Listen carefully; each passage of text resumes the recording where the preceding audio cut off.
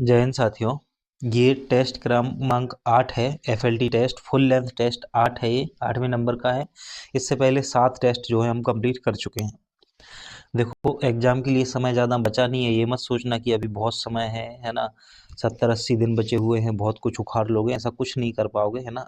आज जो करना है आज से ही शुरू करो, अभी से ही शुरू करो और जी जान से मेहनत करो। आपको हम बताएं, आज से ही जब तक प्रीलिम्स का एग्ज़ाम नहीं हो जाता है ना, तब तक के लिए फेसबुक बंद, इंस्टाग्राम बंद, तमाम प्रकार के सोशल मीडिया प्लेटफॉर्म जो है ना, आपको जो पढ़ाई में हेल्प नहीं करते ना, जिनसे आपका कोई लेना देना नहीं है पढ़ाई का, उनको सबको आज के आज हटाओ अपने मोबाइल से।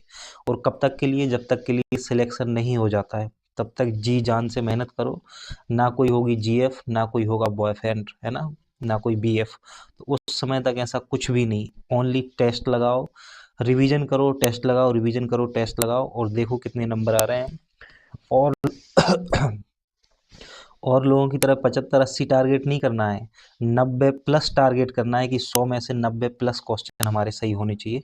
इस बार माइनस मार्किंग रहती नहीं है, तो फ्री हैंड रहते हो इस मामले में। तो 90+ का टारगेट करना है कि 90+ क्वेश्चन जो है हमारे सही होने चाहिए।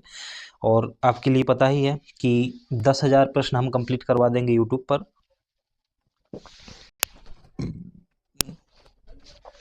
बहुत से मैराथन वीडियो डले हुए हैं। मैराथन वीडियो की जो प्लेलिस्ट है ना, एक बार उसको कंप्लीट कर लीजिए आप, और फिर इस बार उसके बाद ये 10,000 क्वेश्चन लगा लीजिएगा।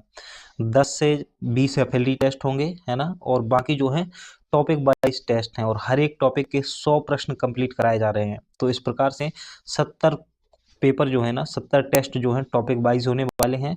और जो 20 टेस्ट है ना, वो FLT टेस्ट होंगे, कम से कम 20 से अधिक भी हो सकते हैं, है ना। तो 20 टेस्ट तो FLT होंगे, और 70 टेस्ट जो है ना वो टॉपिक वाइज होने वाले हैं। तो वो भी जल्दी जल्दी आपको मिलने वाले हैं।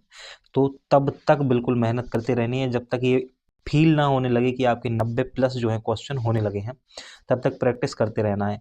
साथ में रिवीजन तो इतने बार करना है ना, अनेकों बार। जैसे आप दिन में ना अनेकों बार मोबाइल की स्क्रीन जला जला के देखते हो, या मोबाइल को देखते हो बार बार, जैसे मोबाइल से चिपके रहते हो, ऐसे किताबों से चिपके रहो। इस समय वीडियो, जो पढ़ाई के वीडियो हैं आपके, उनसे लगे रहो बिल्कुल, तब तक सिलेक्शन नहीं हो जाता जब तक। आज के इस टेस्ट को शुरू करते हैं। टेस्ट क्रमांक 8 है, ये फुल लेंथ टेस्ट है, और इसमें हम कंप्लीट 100 प्रश्न लगाने वाले हैं, जो कि हमारे 10 यूनिटों से सवाल होंगे। तो कंप्लीट सिलेबस जो प्रीलिम्स का है उससे सवाल होंगे, और बहुत शानदार सवाल होंगे, जो जहां से आपको प्रश्न देखने को मिल सकते हैं। तो बड़े ध्यान से इन प्रश्नों को लगाना है, और हम जल्दी जल्दी कराते जाएंगे, ताकि 1 घंटे में जो है हमारा टेस्ट कंप्लीट हो जाए। हमारा यही टारगेट रहता है कि ये 2 घंटे का टेस्ट 1 घंटे में हम कंप्लीट कर लें, और मैक्सिमम चीज़ों को जो है वो कवर करते जाएं साथ साथ। एक बार वीडियो को लाइक कर दीजिए, अपने दोस्तों में शेयर कर दीजिए। अब हम आगे बढ़ते हैं और पहले प्रश्न पर आते हैं। देखो, कम से कम ना, हम आपसे ये रिक्वेस्ट करते हैं, ये रिक्वेस्ट है हमारी, कि हमारे जो वीडियो है सीरीज चल रही है ना, उनको आप कम से कम अपने 5 दोस्तों में ज़रूर शेयर करिएगा। उनको बताइएगा कि जो तैयारी कर रहे हैं वो जुड़ें हमसे, है ना। कम से कम 5 दोस्तों को। तो जब भी वीडियो आता है ना, तो कोई भी वीडियो आप शुरू करते हो उससे पहले 5 दोस्तों में शेयर कर दिया करो, और वीडियो को एक बार लाइक करके फिर शांति से आप इसको देखा करो, आराम से बिल्कुल। एक बार व्हाट्सएप पे स्टेटस लगा दिया करो, या फिर कहीं पर भी, जो भी। तो उससे क्या है, हमें जितना सपोर्ट मिलेगा, हम उतना अच्छा कंटेंट आपको दे पाएंगे ना।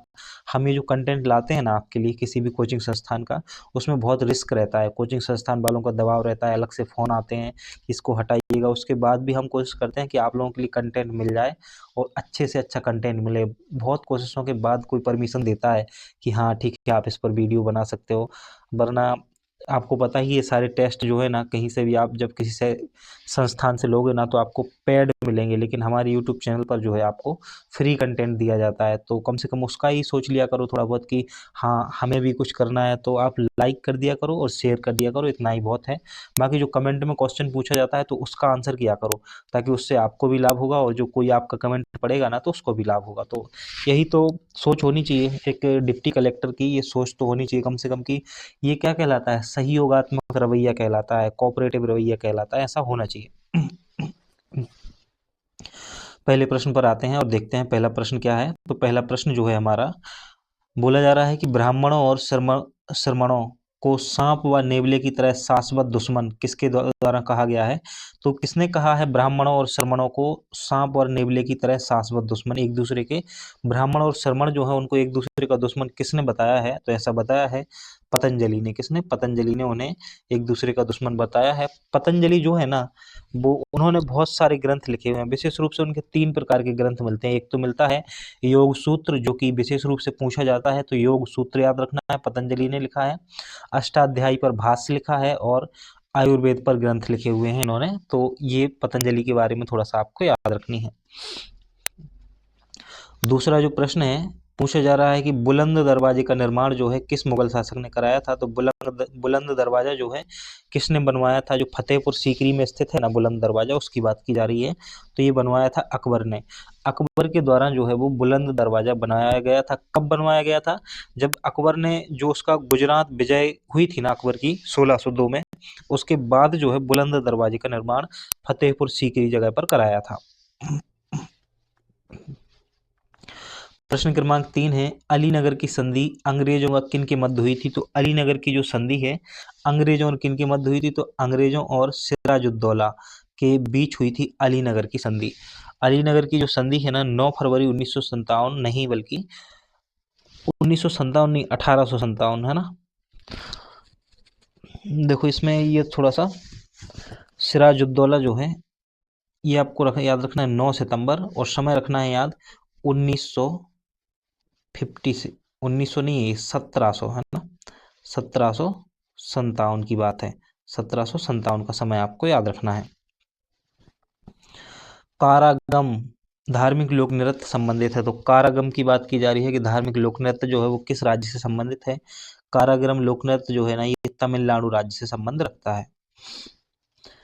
क्वेश्चन नंबर 5 है, सोडियम वाष्प लेप प्रायः समय सड़क प्रकाश के लिए प्रयुक्त होता है क्योंकि? सोडियम वाष्प लैंप जो है ना, सोडियम वाष्प लैंप की बात की जा रही है कि ये प्रायः सड़क प्रकाश के लिए प्रयुक्त होता है। ऐसा क्यों होता है कि जो सोडियम वाष्प लैंप है उसका प्रयोग सड़क प्रकाश के लिए क्यों किया जाता है? क्योंकि ये जो है ना चमकदार रोशनी देते हैं। कैसी चमकदार रोशनी देते हैं? सोडियम वाष्प लैंप जो होते हैं वो चमकदार रोशनी देते हैं। प्रश्न क्रमांक 6 है, एरण में उत्खनन कार्य किसके निर्देशन में प्रारंभ हुआ था? तो जो एरण है ना सागर जिले में, उसका उत्खनन किसके निर्देशन में किया गया था? तो कृष्णदत्त वाजपेयी जो है ना, इसका सही आंसर होगा कृष्णदत्त वाजपेयी के निर्देशन में एरण में जो है उत्खनन का कार्य किया गया था। ये सागर जिले में संबंधित है। एरण में ही सबसे पहले सती प्रथा के साक्ष्य मिले हैं। और एरण अभिलेख किससे संबंधित है? भानुगुप्त से संबंधित है, यह भी आपको याद रखना है। पंडित भवानी प्रसाद मिश्र पुरस्कार का संबंध किससे है? तो पंडित भवानी प्रसाद मिश्र जो पुरस्कार जो है ना किस क्षेत्र में दिया जाता है? एक प्रकार से यही पूछा जा रहा है। तो पंडित भवानी प्रसाद मिश्र जो पुरस्कार है ये कविता के क्षेत्र में दिया जाता है, कविता से संबंधित है, कविता के क्षेत्र में दिया जाता है। प्रश्न क्रमांक 8 है, मानस वन झील भारत के किस राज्य या केंद्र शासित प्रदेश में स्थित है? मानस वन झील है ना, तो देखो मानस राष्ट्रीय वन्यजीव अभ्यारण्य तो कहाँ पर है? असम में है। तो ये मत सोचना कि ये भी असम में है। इन 4 ऑप्शन में तो नहीं है असम, लेकिन अगर असम होता ऑप्शन में तो फिर आप जिनको पता नहीं है इसका आंसर वो कंफ्यूज हो सकते थे कि मानस वन्यजीव अभ्यारण्य जो है वो असम में है, तो हो सकता है कि मानस वन झील भी असम में होगी। ऐसा नहीं है, मानस वन झील जो है वो जम्मू कश्मीर में है। कहाँ पर है? जम्मू कश्मीर में है मानस वन झील। कहाँ पर है? श्रीनगर के पास में है, जम्मू कश्मीर में। और ये जम्मू कश्मीर की सबसे गहरी झील भी मानी जाती है मानस वन झील। प्रश्न क्रमांक 9 है, चरकुला प्रमुख लोक नृत्य है। तो चरकुला जो है ना, चरकुला प्रमुख लोक नृत्य कहाँ का है? ब्रजभूमि का है। कहाँ का? ब्रजभूमि का। चरकुला जो है प्रमुख लोक नृत्य है ब्रजभूमि का। देखो जो चरकुला होता है ना, इस नृत्य में पर्दा ढके हुए महिलाएं अपने सिर पर बड़े बहुस्तरीय गोलाकार लकड़ी के पिरामिडों को संतुलित करके कृष्ण गीतों पर नाच करती हैं चरकुला लोक नृत्य में। तो ये ब्रजभूमि से संबंधित है। प्रश्न क्रमांक 10 है, संयुक्त राष्ट्र बाल अधिकार सम्मेलन 1989 जो है ना में कितने उम्र के बालकों को बालक माना गया है? तो संयुक्त राष्ट्र बाल अधिकार सम्मेलन 1989 का है वो कितने उम्र के बालकों को, बच्चों को जो है वो बालक मानते हैं? तो इसका जो सही आंसर है 0 से 18 वर्ष। किसको? 0 से 18 वर्ष तक के जो बच्चे हैं ना उनको बालक की श्रेणी में रखा गया है। प्रश्न क्रमांक 11 है और हमें ये बताना है कि कौन सा कथन जो है इनमें से सही है। इस सही कथन बताना है कि इन कथनों में से कौन सा सही है। तो देखते हैं कि कौन सा कथन जो है सही है। बोला जा रहा है कि भारत के पास विश्व के मीठे पानी के संसाधनों का केवल 4% है, तो भारत के पास विश्व के मीठे पानी के केवल 4% ही संसाधन है, तो ये बिल्कुल सही है कि केवल 4% है। दूसरा है, भारत में भौम जल का सर्वाधिक उपयोग कृषि कार्य में किया जाता है, तो यह भी सही है कि भारत में सर्वाधिक जो है भौम जल का उपयोग किस में किया जाता है, कृषि कार्य में किया जाता है। क्वेश्चन नंबर 30 मतलब कथन नंबर तीसरा है, जल संसाधनों के संवर्धन, संरक्षण और कुशल प्रबंधन के लिए प्रारंभिक रूप से केंद्र सरकार द्वारा कदम उठाए जाते हैं। ऐसा नहीं है, प्रारंभिक रूप से जो है राज्य सरकार के द्वारा कदम उठाए जाते हैं, तो तीसरा कथन जो है वो गलत हो जाएगा। इस प्रकार से पहला और दूसरा कथन सही है, तो इसका आंसर हो जाएगा ऑप्शन नंबर सी, पहला और दूसरा।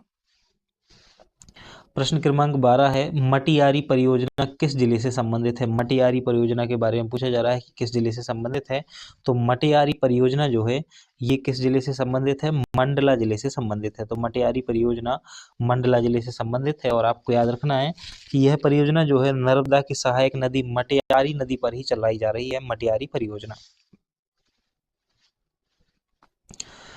अगला प्रश्न हमें बताना है कि कुछ इकाइयां दी हुई हैं, है ना, कुछ उद्योगों के बारे में एक साइड दिया हुआ है और दूसरी साइड दिया हुआ है शहर या नगर का नाम, तो किससे कौन सा मेल खाता है, हमें ये मेल करना है, सुमेलित करना है। तो देखो, वनस्पति तेल इकाई जो है ना, वनस्पति तेल इकाई, ये गंज बासोदा में लगाई गई है। कहाँ पर? गंज बासोदा में आपको मिलेगी वनस्पति तेल इकाई। और जो लाख कारखाना है ना, ये कहाँ पर है? उमरिया में है लाख कारखाना, उमरिया में है लाख कारखाना। और मेडिकल का कारखाना कहाँ पर मिलेगा? उज्जैन में। और चमड़ा कॉम्प्लेक्स कहाँ पर है? तो चमड़ा कॉम्प्लेक्स आपको देवास याद रखना है। तो वनस्पति तेल इकाई गंजवासोदा, लाख कारखाना उमरिया, मेडिकल उज्जैन और चमड़ा कॉम्प्लेक्स जो है इसका सही आंसर होगा देवास। तो इसका क्या हो जाएगा? चौथा, तीसरा, दूसरा और पहला, ऑप्शन नंबर बी जो है सही आंसर होगा। यहाँ पर निम्न कथनों पर विचार करना है और बताना है कि कौन सा कथन जो है सही है। तो देखते हैं कि कौन सा कथन प्रश्न क्रमांक 14 का जो है वो सही हो जाएगा। देखो, IBRD और IDA विश्व बैंक के प्रमुख घटक हैं, तो बिल्कुल है ना, IBRD और IDA जो हैं विश्व बैंक के प्रमुख घटक हैं। IMF की हिसाबी मुद्रा SDR है, तो हिसाबी मुद्रा क्या है? SDR है, ये भी सही है। विश्व बैंक का मुख्यालय वाशिंगटन DC में है, यह भी कथन सही है। भारत ADB एशियाई डेवलपमेंट बैंक का संस्थापक सदस्य है तथा इसका मुख्यालय मनीला में है, तो यह कथन भी सही है। भारत ADB का संस्थापक सदस्य भी है और इसका मुख्यालय कहाँ पर है? मनीला में है। इस प्रकार से चारों कथन ही सही है, ऑप्शन नंबर डी जो है सही आंसर होगा। प्रश्न क्रमांक 15 जो है वो परमाफ्रॉस्ट के द्रवीकरण से संबंधित है ना, तो बताना जाए कौन सा कथन जो है सत्य है। परमाफ्रॉस्ट के द्रवीकरण से संबंधित क्वेश्चन है, ये पूछा जा रहा है, तो देखते हैं। परमाफ्रॉस्ट के द्रवीकरण से संबंधित प्रश्नों में ये क्या बोला जा रहा है? जलवायु परिवर्तन में तेजी आएगी। अगर परमाफ्रॉस्ट के द्रवीकरण से होता है तो जलवायु परिवर्तन में तेजी आएगी, बिल्कुल आएगी। उच्च अक्षांशों में उष्णकटिबंधीय क्षेत्रों में से जुड़ी समस्याओं का प्रसार होगा, बिल्कुल होगा। जंतुओं से मनुष्यों में बीमारियों का फैलना, ये भी हो सकता है। और विषाणुओं और जीवाणुओं में वृद्धि होगी, तो यह कथन भी सही है। इस प्रकार से चारों कथन सही हैं, ऑप्शन नंबर डी जो है हमारा आंसर होगा। ये बहुत महत्वपूर्ण प्रश्न है, क्वेश्चन नंबर 16, और ऐसे प्रश्न जो हैं अक्सर आपको देखने को मिलेंगे। किस विधेयक का भारतीय संसद के दोनों सदनों, तो दोनों सदनों की बात की जा रही है, संसद के दोनों सदनों द्वारा अलग अलग, कैसे अलग अलग है ना, एक साथ नहीं बल्कि अलग अलग, तो संयुक्त बैठक नहीं बुलाई जा सकती, इसके लिए विशेष बहुमत से पारित होना जरूरी है, ये पूछा जा रहा है। तो इसका सही आंसर है संविधान संशोधन विधेयक। जब भी संविधान संशोधन विधेयक लाया जाता है ना, तो ये पारित तो किसी भी मतलब प्रस्ताव तो किसी भी सदन में लाया जा सकता है, चाहे आप निम्न सदन में ले आओ चाहे उच्च सदन में, है ना, लेकिन इसको पारित कराने के लिए दोनों सदनों में अलग अलग विशेष बहुमत की आवश्यकता होती है संविधान संशोधन विधेयक में। प्रश्न क्रमांक 17 है, लोक लेखा समिति के संबंध में कौन सा कथन जो है वो गलत है, असत्य है, ये बताना है कि कौन सा कथन जो है वो असत्य है। गलत कथन की पहचान करनी है कि इनमें से जो है कौन सा कथन जो है गलत है। तो देखते हैं, यह समिति अपनी रिपोर्ट राष्ट्रपति को प्रस्तुत करती है, ऐसा बिल्कुल भी नहीं है, राष्ट्रपति को रिपोर्ट प्रस्तुत नहीं करते हैं। तो लोक लेखा समिति जो है राष्ट्रपति को रिपोर्ट प्रस्तुत नहीं करती है। इसमें कुल 22 सदस्य होते हैं, तो इसमें बिल्कुल 22 सदस्य होते हैं, तो दूसरा कथन जो है वो हमारा सही है, तो दूसरा कथन तो सही है। लोकसभा से 7 सदस्य होते हैं, तो लोकसभा से नहीं बल्कि राज्यसभा से होते हैं इसमें 7 सदस्य और लोकसभा से होते हैं 15 सदस्य। तो यह भी आपको याद रखना है कि जो लोक लेखा समिति है इसमें लोकसभा से होते हैं 15 सदस्य और राज्यसभा से होते हैं 7 सदस्य। तो तीसरा ऑप्शन गलत है, चौथा ऑप्शन गलत है और पहला ऑप्शन गलत है। इस प्रकार से आंसर होगा हमारा ऑप्शन नंबर बी। क्या होगा? ऑप्शन नंबर बी होगा। तो इसमें कुल 22 सदस्य होते हैं जिसमें से 15 होते हैं लोकसभा से और 7 होते हैं राज्यसभा से। तो इस प्रकार से ये कथन सही होंगे, लेकिन ये उसमें दिए हुए हैं किस प्रकार से? गलत। तो ऑप्शन नंबर बी जो है सही आंसर होगा। ये अर्थव्यवस्था से है क्वेश्चन। देखते हैं क्वेश्चन क्या है। कथनों पर विचार करना है और सही कथन की जो है पहचान करनी है कि कौन से कथन जो है सही है। तो देखते हैं कौन सा कथन सही है। पहला कथन है मौद्रिक नीति समिति का मुख्य उद्देश्य मुद्रास्फीति लक्ष्य को प्राप्त करने हेतु आवश्यक नीतिगत ब्याज दरें निर्धारण करना है। तो बिल्कुल है, इसका उद्देश्य है ना, मौद्रिक नीति समिति का यही तो उद्देश्य होता है कि जो मुद्रास्फीति है ना उसके लक्ष्य को प्राप्त करने के लिए नीतिगत ब्याज दरों को जो है निर्धारित करना, नियंत्रित करना इसका उद्देश्य होता है। मौद्रिक नीति समिति की अध्यक्षता वित्त सचिव करते हैं। तो मौद्रिक नीति समिति की जो अध्यक्षता है वो वित्त सचिव नहीं करते हैं बल्कि भारत के रिजर्व बैंक के जो भारतीय रिजर्व बैंक है उसके जो गवर्नर होते हैं ना वही मौद्रिक नीति समिति की जो है अध्यक्षता करते हैं। तो दूसरा कथन गलत है और हमें सही बताना था। इस प्रकार से ऑप्शन नंबर ए जो है सही हो जाएगा।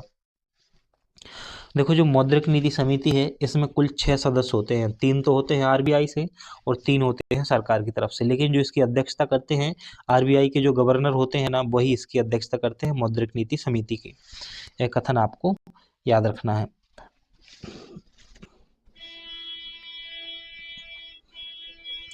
प्रश्न क्रमांक 19 है और हमें इसमें सही कथन की पहचान करनी है कि कौन सा कथन जो है सत्य है। किसके संबंध में? पारादीप बंदरगाह के संबंध में। पारादीप बंदरगाह जो है इसके संबंध में कथनों पर विचार करना है और सही कथन के बारे में देखना है। तो देखते हैं, यह उड़ीसा में स्थित एक प्राकृतिक बंदरगाह है। तो जो पारादीप बंदरगाह है बिल्कुल उड़ीसा में ही है। कहाँ पर है? उड़ीसा में ही है। तो पहला कथन जो है वो सही हो जाएगा।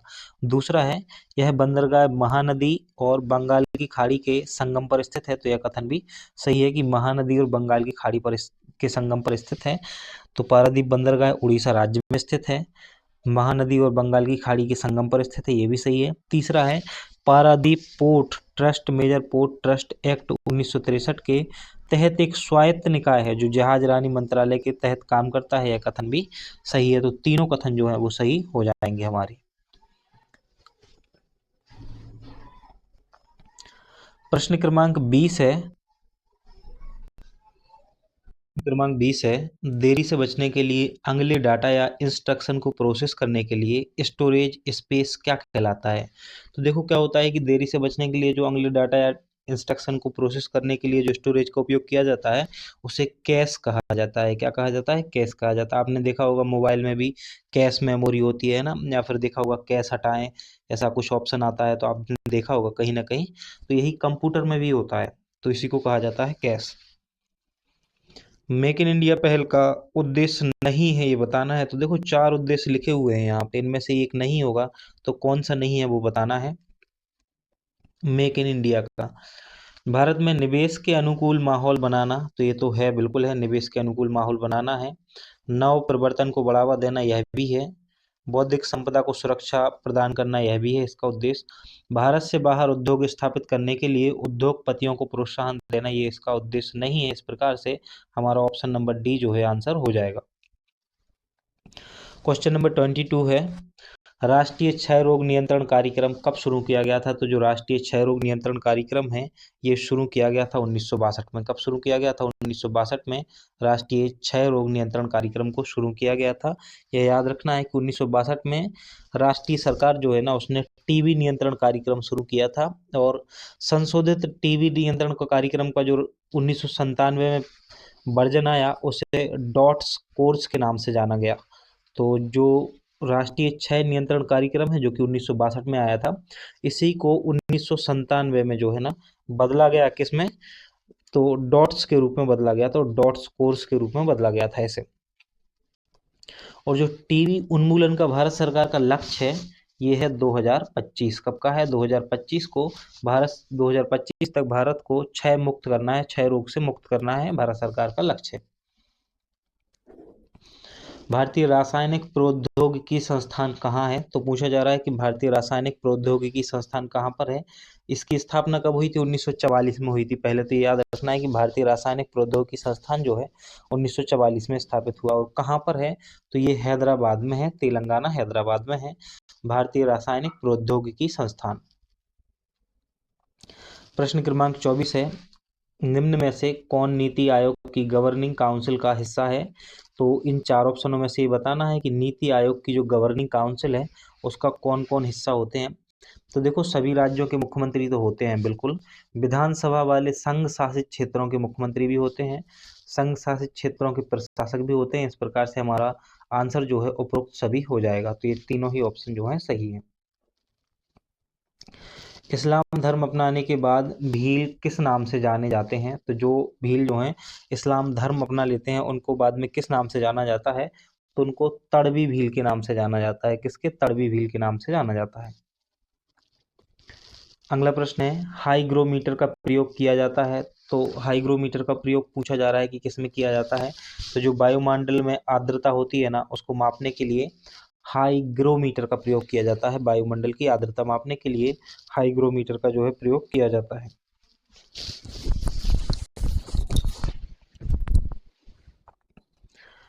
अगला क्वेश्चन टोपोलॉजी से है, निम्नलिखित में से किस नेटवर्क टोपोलॉजी को पूर्णतः कनेक्टेड नेटवर्क भी कहा जाता है? तो इनमें से किस टोपोलॉजी को जो है पूर्णतः कनेक्टेड नेटवर्क कहा जाता है? तो जो मेश टोपोलॉजी होती है ना इसको पूर्णतः कनेक्टेड टोपोलॉजी कहा जाता है।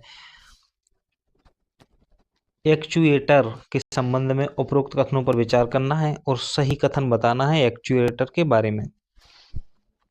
देखो, इसे रोबोट की मांसपेशियां भी कहा जाता है। तो एक्चुएटर जो होता है ना इसे रोबोट की मांसपेशियां बिल्कुल कहा जाता है। इसके द्वारा वास्तविक कार्य संपन्न किया जाता है। तो इसके द्वारा एंड इफेक्ट द्वारा किया जाता है वास्तविक कार्य संपन्न, ना कि एक्चुएटर के द्वारा। तो एक्चुएटर के द्वारा वास्तविक कार्य संपन्न नहीं किया जाता है। कौन करता है? एंड इफेक्टर जो होता है ना वो करता है वास्तविक कार्य। एक्चुएटर मूवमेंट के लिए रोबोट में लगाए गए जाते हैं। तो बिल्कुल एक्चुएटर जो है रोबोट में मूवमेंट के लिए ही लगाए जाते हैं कि मूवमेंट जो है वो कर सके रोबोट। तो इसे रोबोट की मांसपेशियां कहा जाता है और इसे मूवमेंट के लिए लगाया जाता है। और रोबोट का जो वास्तविक कार्य है वो कौन करता है? तो जो एंड इफेक्टर है ना वो करता है। इस प्रकार से पहला और तीसरा ऑप्शन नंबर सी जो है सही होगा। क्वेश्चन नंबर 29 है, सॉप स्टोन का उत्पादन होता है। सॉप स्टोन जो है ना उसका उत्पादन कहाँ पर होता है ये पूछा जा रहा है।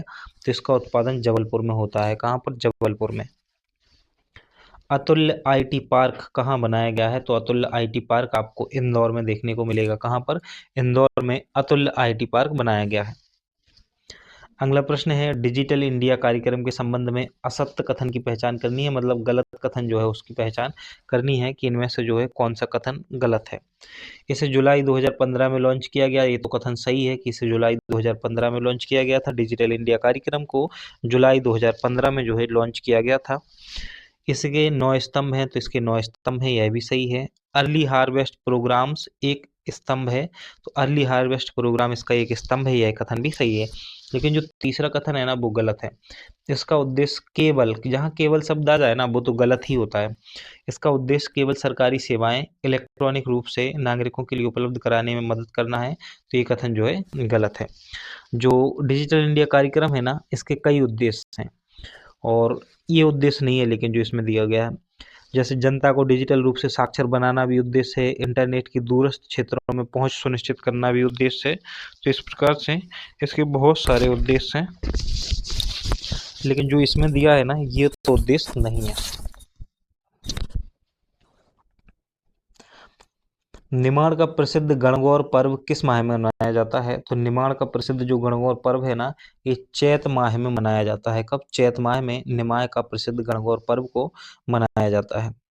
क्वेश्चन नंबर 33 है, भूमिका नामक वैद्य का संबंध किस जनजाति से है? तो भूमिका नामक जो वैद्य हैं इनका संबंध भारिया जनजाति से है। भूमिका नामक वैद्य का संबंध भारिया जनजाति से होता है। क्वेश्चन नंबर 34 है, कोविड-19 महामारी से ग्रसित अर्थव्यवस्था को उबारने के लिए आत्मनिर्भर भारत के तहत कितनी राशि का राहत पैकेज केंद्र सरकार द्वारा घोषित किया गया है? तो देखो, कोविड-19 महामारी से ग्रसित भारतीय अर्थव्यवस्था को उबारने के लिए जो है आत्मनिर्भर भारत जो प्रोजेक्ट है हमारा, उसके तहत कितनी राशि प्रदान की गई है, ये पूछा जा रहा है। तो 20 लाख करोड़ का प्रावधान किया गया है। कितना? 20 लाख करोड़ का। निम्नलिखित में से किसे इस्पात की चौखट स्टील फ्रेम की संज्ञा दी गई है? तो किसे स्टील फ्रेम कहा जाता है? तो इंडियन सिविल सर्विस जो है ना, इसको स्टील फ्रेम के नाम से जाना जाता है। अब आपको ये बताना है कि इंडियन सिविल सर्विस को इस्पात की चौखट यानी कि स्टील फ्रेम किसने कहा है? केमाली नृत्य के संबंध में सत्य कथन की पहचान करनी है कि सत्य कथन कौन सा है। केमाली नृत्य के संबंध में सत्य कथन, तो देखो यह बघेलखंड का लोक नृत्य है, ये तो सही है ना, पहला तो सही है। विवाह के अवसर पर किया जाता है केमाली, यह भी सही है। सवाल जवाब शैली में गायन किया जाता है, यह भी सही है। इस प्रकार से उपरोक्त सभी जो है इसका आंसर हो जाएंगे। तो केमाली नृत्य बघेलखंड से संबंध रखता है, विवाह के समय पर किया जाता है और सवाल जवाब शैली में इसमें गायन होता है। प्रश्न क्रमांक 37 है, यशोधरा के लेखक कौन है? तो यशोधरा के लेखक कौन है ये बताना है। तो यशोधरा जो पुस्तक है उसके लेखक हैं मैथिली शरण गुप्त। कौन है? मैथिली शरण गुप्त जो है यशोधरा के लेखक हैं। क्वेश्चन नंबर 38 है, राज्यों के राज्यपाल अपने आचार व्यवहार हेतु किसके प्रति उत्तरदायी होते हैं? तो राज्यों के जो राज्यपाल हैं वो अपने आचार व्यवहार के प्रति किसके प्रति उत्तरदायी हैं? तो जो भारत के राष्ट्रपति होते हैं ना, राज्यपाल, उनके प्रति उत्तरदायी होते हैं।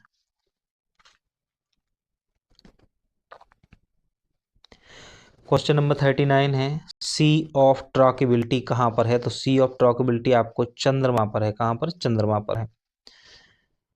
प्रश्न क्रमांक 40 है, तिलंगा चित्र किस क्षेत्र से संबंधित है? जो तिलंगा चित्र है ना, वो किस क्षेत्र से संबंधित है ये बताना है। तो तिलंगा जो है बघेलखंड से संबंधित है। कहाँ से? बघेलखंड से संबंधित है। तिलंगा बघेलखंड से संबंध रखता है। इस प्रकार से ऑप्शन बी जो है आंसर हो जाएगा। तिलंगा में क्या होता है? पर्व, कोई त्योहार या पर्व के अवसर पर कोयले व तिली के द्वारा तेल से दीवार पर बनाया जाता है, तिलंगा कहा जाता है उसको। कुछ आकृति वगैरह होती है ना, उसको तिलंगा कहा जाता है। क्वेश्चन नंबर 41 है, हाल ही में इसरो ने ब्लैक होल के अध्ययन के लिए किस नाम से एक सैटेलाइट श्रीहरिकोटा से लॉन्च किया है? तो देखो इसरो ने ब्लैक होल के अध्ययन के लिए एक उपग्रह लॉन्च किया है ना, सैटेलाइट लॉन्च किया है। तो कौन सा है? एक्सपोसैट के नाम से लॉन्च किया गया है। कौन सा? एक्सपोसैट। क्वेश्चन नंबर 42 है, हाल ही में किस बैडमिंटन खिलाड़ी को मेजर ध्यानचंद खेल रत्न पुरस्कार दिया गया है? तो हाल ही में किस खिलाड़ी को दिया गया है मेजर ध्यानचंद खेल रत्न पुरस्कार, ये बताना है। तो मेजर ध्यानचंद खेल रत्न पुरस्कार जो है ये प्रदान किसके द्वारा किया जाता है? पहले तो आप ये बताओ कमेंट में, किस मंत्रालय के द्वारा प्रदान किया जाता है? तो जो चिराग शेट्टी है ना, चिराग चंद्रशेखर शेट्टी और रंकी रेड्डी सात्विक साईराज, इन दोनों को ही, तो ए और बी इसका जो है आंसर हो जाएगा। चिराग चंद्रशेखर शेट्टी और रंकी रेड्डी सात्विक साईराज को मेजर ध्यानचंद खेल रत्न पुरस्कार दिया गया है। क्वेश्चन नंबर 43 है, आसियान भारत बाजरा महोत्सव का आयोजन कहाँ किया गया है? तो आसियान भारत बाजरा महोत्सव का आयोजन कहाँ किया गया है? इसका आयोजन किया गया है जकार्ता में। कहाँ पर? जकार्ता में जो है आसियान भारत बाजरा महोत्सव का आयोजन किया गया है। अगला प्रश्न है, भीली चित्रकला पिथौरा के प्रसिद्ध कलाकार कौन हैं? तो भीली चित्रकला पिथौरा के जो प्रसिद्ध कलाकार हैं वो पेमा फाल्या हैं। कौन है? पेमा फाल्या जो है प्रसिद्ध, पेमा फाल्या पिथौरा कला के श्रेष्ठ कलाकार हैं। इनका जन्म जो है पेमा फाल्या का झाबुआ में हुआ था और 2020 में इनका निधन हो गया है। तो पेमा फाल्या पिथौरा चित्रकला से संबंधित रखते हैं। ये भीली चित्रकला है तो भील जनजाति से संबंधित है और जो पेमा फाल्या है इनका जन्म कहाँ हुआ था? झाबुआ में हुआ था। आत्मा के पुनर्जन्म के सिद्धांत का कहाँ प्रथम बार उल्लेख मिलता है? तो आत्मा के पुनर्जन्म के सिद्धांत का जो प्रथम उल्लेख है बृहदारण्यक उपनिषद में मिलता है। किसमें? बृहदारण्यक उपनिषद में जो है आत्मा के पुनर्जन्म के सिद्धांत का उल्लेख मिलता है। सीनियर राष्ट्रीय स्नूकर चैंपियनशिप को हाल ही में किसने जीता है? तो सीनियर राष्ट्रीय स्नूकर चैंपियनशिप को हाल ही में जो है किसने जीता है ये पूछा जा रहा है। तो इसको जीता है प्रवीण देवताले ने। किसने? प्रवीण देवताले नहीं, सौरभ कोठारी ने जीता है। किसने? सौरभ कोठारी ने सीनियर राष्ट्रीय स्नूकर चैंपियनशिप को जीता है। हाल ही में तबला दिवस घोषित किया गया है। तो किस तारीख को तबला दिवस जो है घोषित किया गया है, ये बताना है। तो इसका जो सही आंसर है हो जाएगा 25 दिसंबर को। कब? 25 दिसंबर को तबला दिवस घोषित किया गया है। क्यों किया गया तबला दिवस? क्या है देखो, तानसेन संगीत समारोह में 25 दिसंबर को गिनीज वर्ल्ड रिकॉर्ड बनाया गया, इसलिए इसको तबला दिवस जो है घोषित कर दिया गया 25 दिसंबर को, तानसेन समारोह के दिन। क्वेश्चन नंबर 48 है, हाल ही में फिनलैंड की कंपनी नोकिया, तो पहले तो याद रखना है कि कहाँ की है कंपनी, फिनलैंड की है। नोकिया ने भारत में पहली 6G प्रयोगशाला कहाँ स्थापित की है, ये बताना है कि पहली 6G प्रयोगशाला कहाँ लगा रहे हैं ये, तो ये लगा रहे हैं बेंगलुरु में। कहाँ पर? बेंगलुरु में जो है नोकिया वाले अपनी पहली 6G प्रयोगशाला स्थापित कर रहे हैं।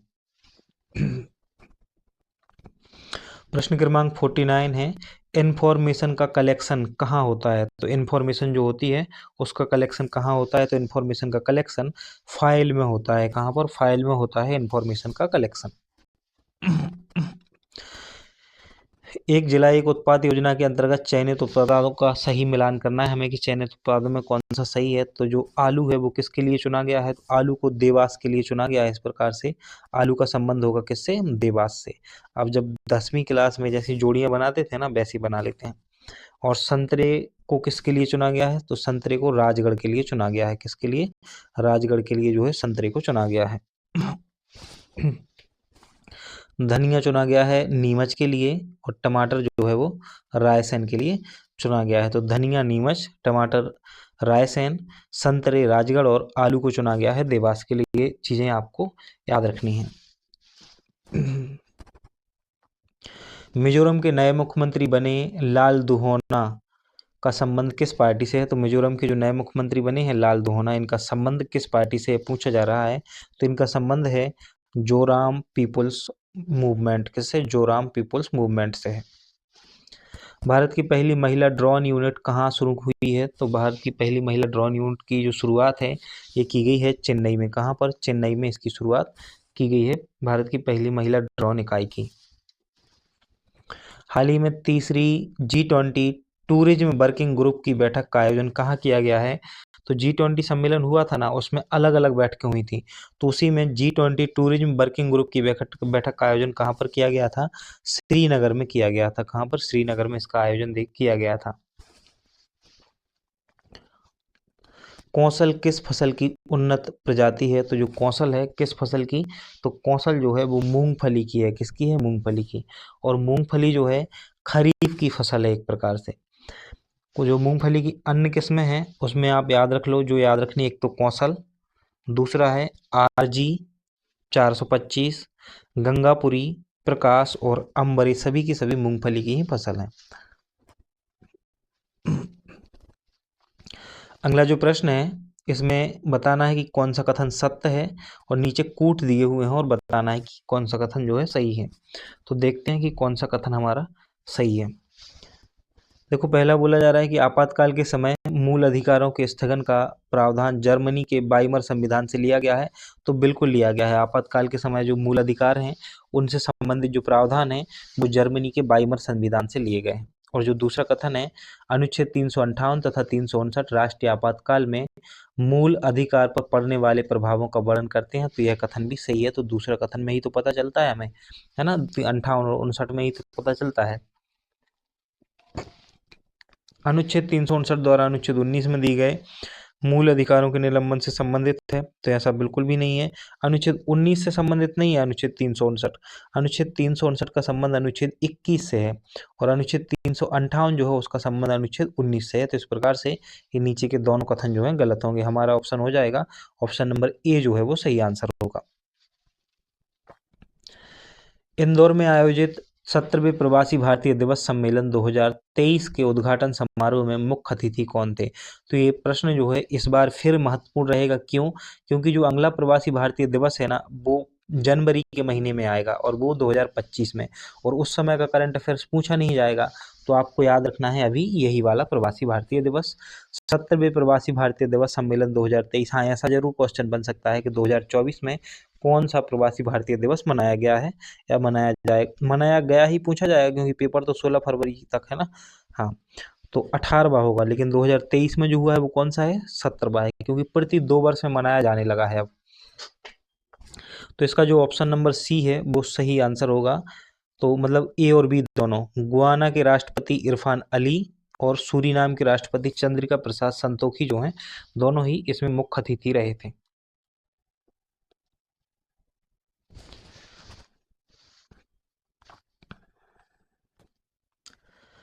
क्वेश्चन नंबर 57 है, दिचकी नृत्य किस अवसर पर किया जाता है। जो दिचकी नृत्य है ये किस अवसर पर किया जाता है, तो दिचकी नृत्य विवाह के अवसर पर किया जाता है। कब किया जाता है दिचकी नृत्य, विवाह के अवसर पर किया जाता है।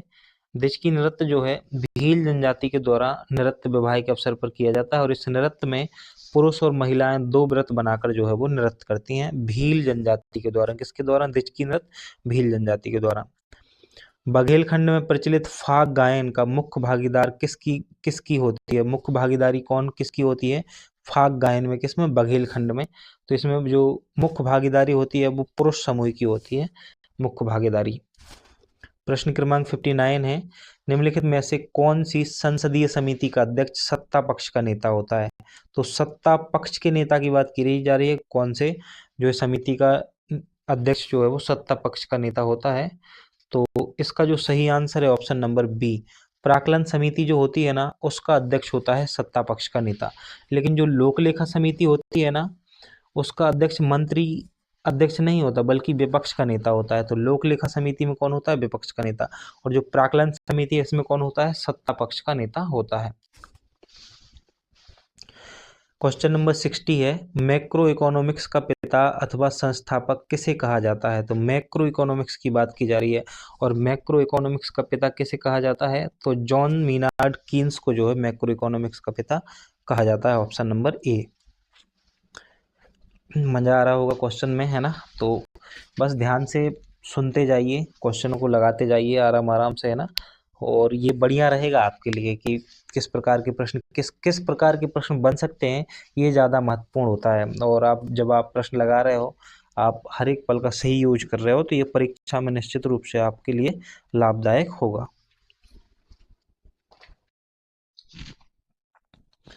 अगला जो प्रश्न है बेड़िया जनजाति से संबंधित है कि किस नृत्य, बेड़िया जाति का संबंध जो है वो किस नृत्य से है। तो इसका सही आंसर है बेड़िया जाति जो है वो राई नृत्य से संबंधित रखती हैं, है ना। बेड़िया जनजाति के लोग, इनसे योजना से संबंधित है एक, वो योजना जो है कौन सी, मध्य प्रदेश सरकार की।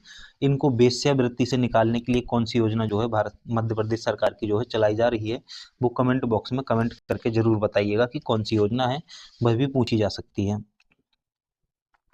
क्वेश्चन नंबर 62 है, लोक नृत्य का राजा किसे कहा जाता है। तो लोक नृत्य का जो राजा है किसे कहा जाता है, ये प्रश्न में पूछा जा रहा है। लोक नृत्य का राजा कर्मा को कहा जाता है। किसको, जो कर्मा नृत्य है ना बैगा जनजाति का, किसका है, बैगा जनजाति का, इसे लोक नृत्य का राजा कहा जाता है।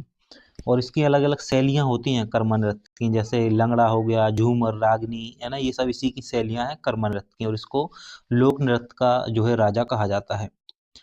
क्वेश्चन नंबर 63 है, किस विटामिन को हार्मोन्स माना जाता है। तो कौन सा विटामिन है जिसे हार्मोन्स माना जाता है, तो जो विटामिन डी है ना इसको हार्मोन्स माना जाता है, विटामिन डी को हार्मोन्स माना जाता है। क्वेश्चन नंबर 64 है, मध्य प्रदेश से संबंधित खिलाड़ी सौम्या तिवारी का संबंध किस खेल से है। तो ये सौम्या तिवारी किस खेल से संबंध रखते हैं, ऐसे प्रश्न प्रतिवर्ष एमपीपीएससी में देखने को मिलते हैं।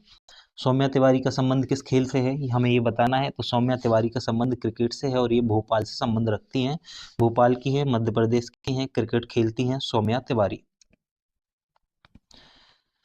मध्य प्रदेश राज्य महिला आयोग का गठन कब हुआ था। तो मध्य प्रदेश राज्य महिला आयोग का गठन जो है कब हुआ था, ये पूछा जा रहा है।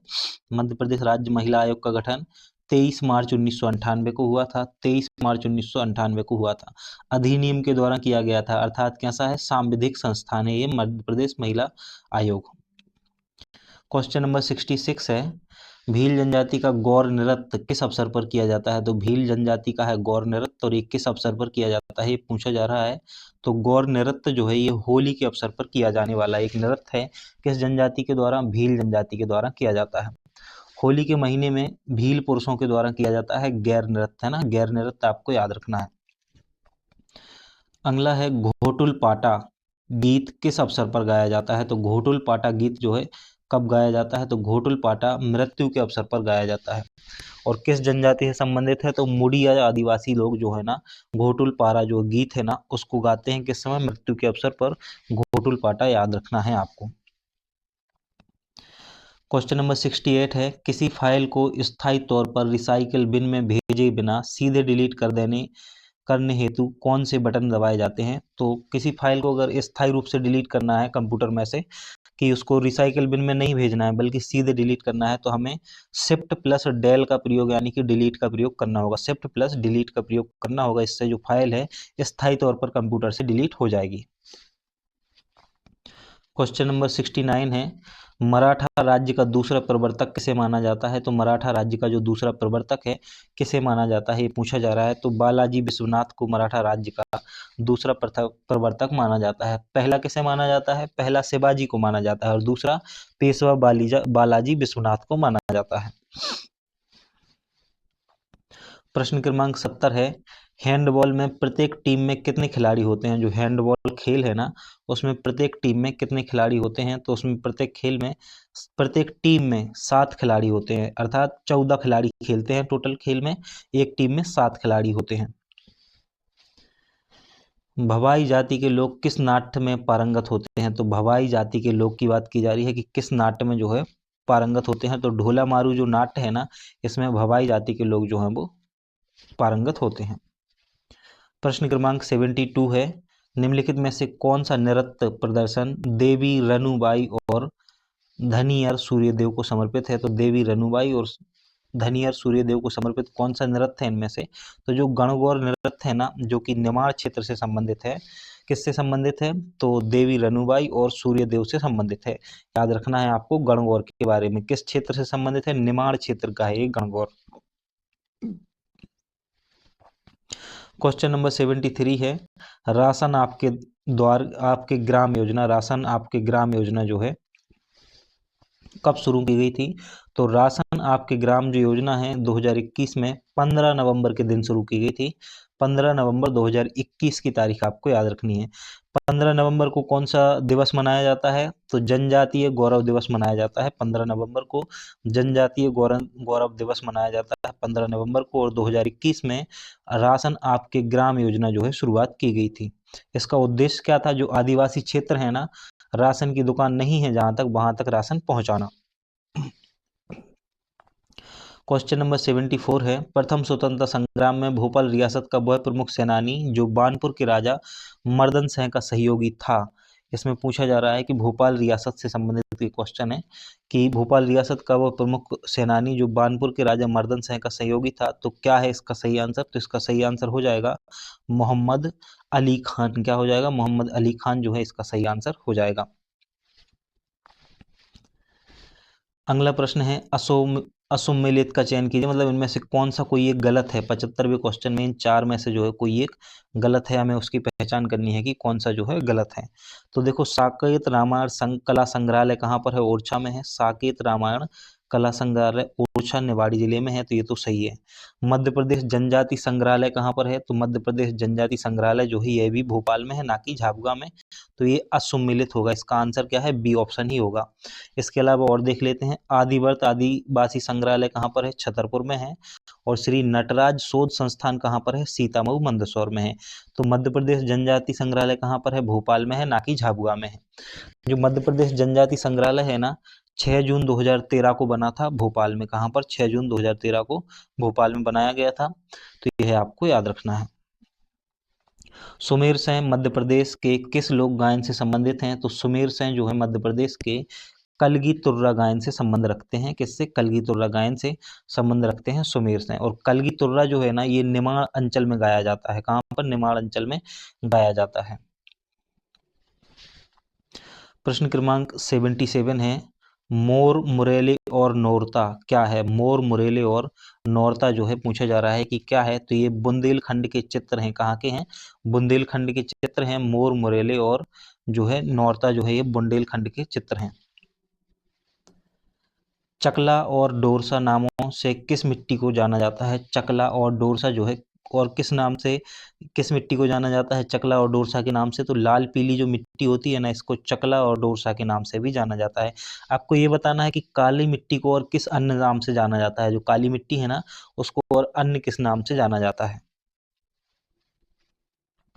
प्रश्न क्रमांक 79 है, शेरशाह सूरी के संबंध में असत्य कथन की पहचान करनी है कि इनमें से कौन सा असत्य है। तो देखते हैं कौन सा असत्य कथन है शेरशाह सूरी के बारे में। इसने काबुलियत एवं पट्टा प्रथा की शुरुआत की थी। तो बिल्कुल शेरशाह सूरी ने काबुलियत एवं पट्टा प्रथा की शुरुआत की थी, तो ये तो सत्य कथन है, ये आंसर नहीं होगा। इसका संबंध अफगान वंश से है, तो यह भी कथन सही है। यह पैदावार का 1/2 भाग कृषकों के से लगान के रूप में वसूलता था। 1/2 नहीं, 1/3 भाग वसूलता था, 1/3 भाग।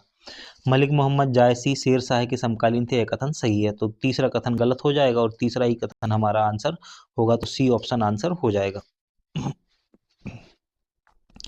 प्रश्न क्रमांक 80 है, मध्य प्रदेश के विशेष आर्थिक क्षेत्र एवं उनके जिलों को सही सुमिलित करना है कि मध्य प्रदेश के जो विशेष आर्थिक क्षेत्र है ना और उनसे जो जिले हैं उनको सही सुमिलित करना है। तो देखते हैं कौन सा सही हो जाएगा। तो बोरेगांव जो है ना, ये किससे संबंधित है? बोरेगांव का संबंध है छिंदवाड़ा से। किससे है? बोरेगांव का जो संबंध है छिंदवाड़ा से है। और जो चैनपुर है ना, जो चैनपुर है इसका संबंध किससे है? तो चैनपुर का संबंध है गुना से। तो बोरेगांव छिंदवाड़ा और चैनपुर गुना, बोरेगांव छिंदवाड़ा और चैनपुर गुना। और जो बसंगपुर है ना, बसंगपुर का संबंध है नरसिंहपुर से, बसंगपुर नरसिंहपुर। और पीलूखेड़ी जो है ना, पीलूखेड़ी पीलीखोड़ी का संबंध है राजगढ़ से। तो पीलूखेड़ी राजगढ़, बसंगपुर नरसिंहपुर, चैनपुरा गुना और बोरेगांव छिंदवाड़ा आपको याद रखना है। क्वेश्चन नंबर 81 है, कौन सा साहित्यकार मध्य प्रदेश से संबंधित नहीं है? तो इनमें से कौन सा साहित्यकार जो है मध्य प्रदेश से संबंधित नहीं है? तो ये 4 ऑप्शन है और इसमें जो धर्मवीर भारती है इनका संबंध उत्तर प्रदेश से है। कहाँ से है? उत्तर प्रदेश से, ना कि मध्य प्रदेश से। मध्य प्रदेश से किन किन का संबंध है? शरद जोशी, हरिशंकर परसाई और प्रभाकर माचवे, इनका संबंध मध्य प्रदेश से है। प्रश्न क्रमांक 82 है, निम्नलिखित में से किस बटालियन ने बुरहानपुर में 1857 का विरोध प्रारंभ किया था? तो 1857 की क्रांति जो है उसमें बुरहानपुर से किस बटालियन ने विरोध प्रारंभ किया था? तो बुरहानपुर से विरोध प्रारंभ किया था 19वीं नेटिव इन्फेंट्री। 19वीं नेटिव इन्फेंट्री जो है इसने विरोध प्रदर्शन बुरहानपुर में शुरू किया था। क्वेश्चन नंबर 83 है, राष्ट्रीय ताप विद्युत निगम की स्थापना कब की गई थी? एनटीपीसी जो है ना इसकी स्थापना कब की गई थी? बहुत ही महत्वपूर्ण प्रश्न है। इसकी स्थापना 1975 में की गई थी। कब की गई थी? 1975 में। इसका मुख्यालय कहाँ पर है एनटीपीसी का? तो एनटीपीसी का मुख्यालय नई दिल्ली में है। कहाँ पर है? नई दिल्ली में है एनटीपीसी का मुख्यालय। और ये एक प्रकार की महारत्न कंपनी है। क्वेश्चन नंबर 84 है, क्वेश्चन नंबर 84 है, मध्य प्रदेश राज्य खाद्य आयोग, मध्य प्रदेश राज्य खाद्य आयोग में कितनी महिला सदस्य होना अनिवार्य है? तो मध्य प्रदेश राज्य खाद्य आयोग जो है इसमें कितनी महिला? तो 2 महिलाएं होना अनिवार्य है मध्य प्रदेश राज्य खाद्य आयोग में। इससे संबंधित प्रश्न बन सकता है, तो पूछा जा सकता है इसकी स्थापना कब हुई? तो 2017 में इसकी स्थापना हुई थी। 2017 में 21 जुलाई को इसकी स्थापना हुई थी मध्य प्रदेश राज्य खाद्य आयोग की। कितने सदस्य होते हैं इसमें? तो एक तो अध्यक्ष होता है, 5 सदस्य होते हैं और 1 सचिव होता है। तो इस प्रकार से टोटल 7 सदस्य होते हैं, 1 अध्यक्ष, 5 सदस्य और 1 सचिव होता है। इनमें 2 महिलाओं का होना अनिवार्य है। प्रश्न क्रमांक 85 है, कूट दिए हुए हैं और सत्य कथन की पहचान करनी है कि कौन सा जो कथन है सही है। इनमें से तो देखते हैं कौन सा कथन सही है। बोला जा रहा है यूनिक्स जो है ना, यूनिक्स एक ऑपरेटिंग सिस्टम है। तो क्या एक ऑपरेटिंग सिस्टम है? बिल्कुल है, यूनिक्स एक ऑपरेटिंग सिस्टम है। पहला कथन सही है। इसका विकास जो है यूनिक्स का 1970 में केन थॉम्पसन और डेनिस रिची ने किया था। तो जो विकास तो इन्हीं ने किया है, लेकिन सन नहीं है ये सही है ना। सन कितना है? 1970 जो है ना सही सन होगा इसका। तो यूनिक्स का जो विकास है 1970 में केन थॉम्पसन और डेनिस रिची के द्वारा किया गया था। इस प्रकार से ऑप्शन नंबर ए जो है सही होगा। वह ब्रिटिश जिसने 1857 की क्रांति को राष्ट्रीय विद्रोह की संज्ञा प्रदान की है। तो हमें उस ब्रिटिश का नाम बताना है जिसने 1857 की जो क्रांति है ना उसको राष्ट्रीय विद्रोह का नाम दिया है। तो डिजरेली, किसने? डिजरेली ने जो है 1857 की क्रांति को राष्ट्रीय विद्रोह कहा था। क्वेश्चन नंबर 87 है, निम्नलिखित में से किस समाचार पत्र को भारत में अंग्रेजी सरकार की कृपा दृष्टि पात्र थी?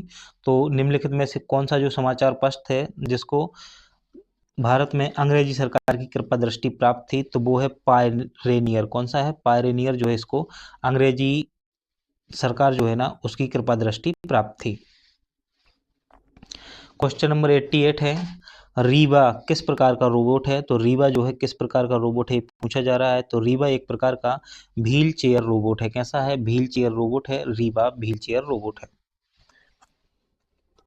क्वेश्चन नंबर 89 है, मानव शरीर में पाचन का अधिकांश भाग किस अंग में संपन्न होता है? तो मानव शरीर में पाचन का जो अधिकांश भाग है छोटी आंत में जो है संपन्न होता है। अधिकांश भाग पाचन का छोटी आंत में संपन्न होता है। क्वेश्चन नंबर 90 है, WWW को निःशुल्क उपयोग के लिए कब उपलब्ध कराया गया था? WWW को निःशुल्क उपयोग के लिए 1993 में जो है उपलब्ध कराया गया था। अच्छा, WWW जो है ना इसके जनक कौन माने जाते हैं? तो WW के जनक माने जाते हैं टिम बर्नर्स-ली। कौन? Tim Berners-Lee. और विकास कब हुआ था? 1989 में। कब? 1989 में जो है WWW का विकास किया गया था और इसे सबके लिए फ्री उपलब्ध कब करा दिया गया? 1993 में करा दिया गया। क्वेश्चन नंबर 91 है, कौन सा आयोग 1857 के विद्रोह के दमन के बाद भारतीय फौज के नव संगठन से संबंधित है? तो इसका सही आंसर होगा पील आयोग। क्या है? पील आयोग जो है इसका सही आंसर है। पील कमीशन, जिसे औपचारिक रूप से फिलिस्तीन रॉयल कमीशन के रूप में जाना जाता है, इसकी अध्यक्षता कर रहे थे लॉर्ड पील। अगर कौन कर रहे थे? लॉर्ड पील जो है इसकी अध्यक्षता कर रहे थे, इसलिए इसे पील आयोग दिया गया, नाम दिया गया था। इसने क्या किया था? जो 1857 का विद्रोह हुआ था ना उसके बाद ये गठित किया गया और इसने भारतीय फौज को नव संगठन के रूप में बनाया।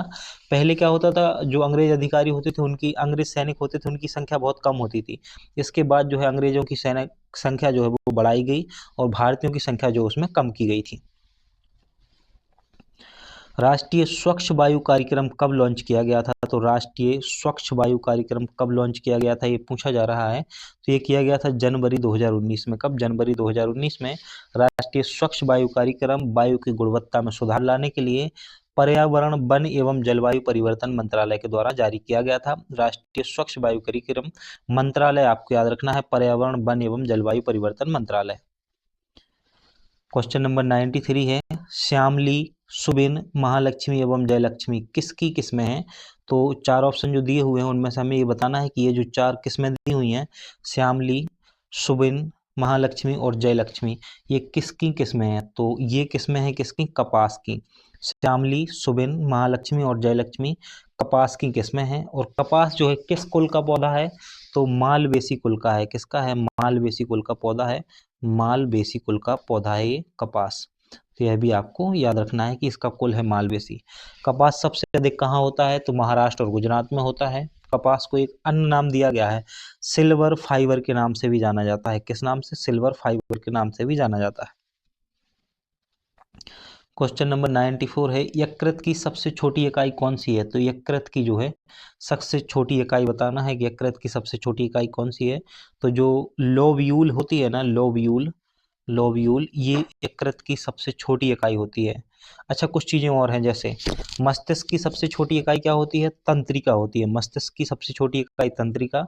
और वृक्क की सबसे छोटी इकाई क्या होती है? वृक्काणु। क्या होती है? वृक्काणु। और फेफड़े की सबसे छोटी इकाई क्या होती है? कूपिकाएं जो होती है ना, वो फेफड़े की सबसे छोटी इकाई होती है। क्वेश्चन नंबर 95 है, उदंती सीता नदी टाइगर रिजर्व कहाँ स्थित है? उदंती सीता नदी टाइगर रिजर्व जो है कहाँ पर स्थित है पूछा जा रहा है। तो ये आपको छत्तीसगढ़ में देखने को मिलेगा। उदंती जो सीता नदी टाइगर रिजर्व है ये आपको छत्तीसगढ़ में देखने को मिलेगा। क्वेश्चन नंबर 96 है, ज्योतिष के प्राचीनतम आचार्य किसे माना जाता है? तो ज्योतिष के जो प्राचीनतम आचार्य हैं ये लगध मुनि को कहा जाता है। किसको? लगध मुनि को ज्योतिष के प्राचीनतम आचार्य के रूप में जाना जाता है। प्रश्न क्रमांक 97 है, इसमें शंकराचार्य द्वारा स्थापित विभिन्न चार मठों को सही जोड़ियों के रूप में मिलाना है कि सही मिलान करना है किसका सही है। तो देखो, दक्षिणामण मठ जो है ना ये श्रृंगारी शारदा पीठ से संबंधित है। दक्षिणामण मठ जो है ना श्रृंगारी देवी शारदा पीठ से संबंध है। और जो उत्तरायण मठ है ये जोरती मठ है। कौन सा? जोरती मठ है उत्तरायण मठ। और जो पूर्वामायण मठ है ना, इसका संबंध जो है तीसरे का, इसका है गोवर्धन मठ से, और जो पश्चिमारायण मठ है ना, इसका संबंध है द्वारका पीठ से। ये आपको याद रखना है। निम्बकाचार्य द्वारा साधना के लिए बताई गई 5 विधियां क्या हैं? निम्बकाचार्य के द्वारा साधना के लिए जो 5 विधियां बताई गई हैं वो कौन कौन सी, हमें ये बताना है। तो निम्बकाचार्य के द्वारा जो है 5 विधि बताई गई हैं साधना के लिए। कौन सी? एक तो कर्म पहले स्थान पर, फिर विधा, ध्यान, प्रपत्ति और गुरु पसत्ति, है ना। तो प्रपत्ति और गुरु पसत्ति याद रखना है। ध्यान और विद्या और कर्म तो आपको याद आ ही जाएगा। क्वेश्चन नंबर 99 है, किस पुराण में राजतंत्र के साथ साथ कृषि संबंधी विवरण भी दिया गया है? तो वह कौन सा पुराण है जिसमें राजतंत्र के साथ साथ कृषि संबंधी विवरण भी देखने को मिलता है? तो ये है अग्नि पुराण। कौन सा है? अग्नि पुराण में जो है राजतंत्र के साथ साथ कृषि संबंधी विवरण भी दिया गया है। किस ब्राह्मण ग्रंथ को उसकी विशालता के कारण महाब्राह्मण की संज्ञा प्रदान की गई है? तो वह कौन सा ब्राह्मण ग्रंथ है जो बहुत ज्यादा विशाल होने के कारण उसको महाब्राह्मण की संज्ञा दी गई है? तो ये बताना है। तो इसका जो सही आंसर है वो है तांड्य ब्राह्मण। कौन सा है? तांड्य ब्राह्मण। ये विशाल है, थोड़ा बड़ा है, इसलिए इसे महाब्राह्मण की संज्ञा जो है दी गई है। इस प्रकार से हमारे ये 100 प्रश्न जो है कंप्लीट हो गए हैं। अभी तक इतने जितने ये टेस्ट हो चुके हैं, इस प्रकार से हमने टोटल 800 प्रश्नों को जो है हल कर लिया है। तो अभी तक हमने 800 प्रश्नों को लगा लिया है FLT टेस्ट के माध्यम से। और जो टॉपिक वाइज टेस्ट हैं उनकी बात तो अलग ही है ना। तो अगर आप इन सारे के सारे टेस्टों को अच्छे से तैयार कर लेते हो, एक दो बार इनका रिवीजन भी कर लेते हो ना, निश्चित रूप से आपका स्कोर इस बार ना 90+ होने वाला है। तो तैयारी करते रहिएगा, है ना, और अपना ध्यान रखिएगा।